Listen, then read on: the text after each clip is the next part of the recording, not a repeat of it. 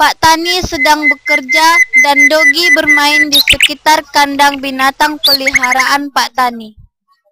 Hai anjing jelek, apa kamu tidak mengerti dengan apa yang telah kami katakan beberapa hari yang lewat?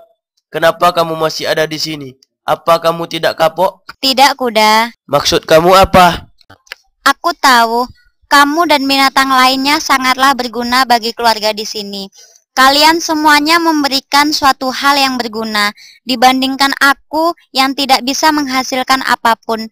Tapi yang perlu kamu tahu, kebahagiaan itu bukan dari apa yang kita miliki, dan juga kita tidak perlu menyombongkan diri dari kelebihan yang kita miliki. Tapi kebahagiaan itu datang dari hati kita sendiri. Apa saja yang bisa kita lakukan, lakukanlah dengan baik.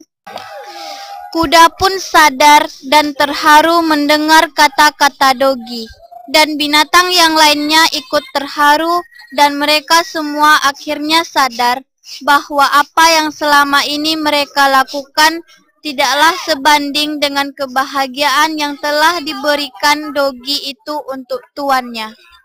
Baiklah anjing kecil, aku yang mewakili semua binatang yang ada di sini. Kami sadar dengan kesombongan kami selama ini. Kamu memang benar-benar binatang yang berguna bagi kita semua. Kami semua ingin minta maaf kepadamu anjing kecil. Sama-sama kuda, aku telah memaafkan kalian semua.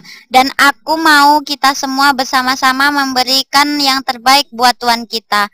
Karena dia telah memelihara kita dengan baik. Baiklah anjing kecil. Mulai sekarang panggil aku Dogi ya. Karena Tuan kita telah memberikan sebuah nama untukku, yaitu Dogi. Baiklah Dogi.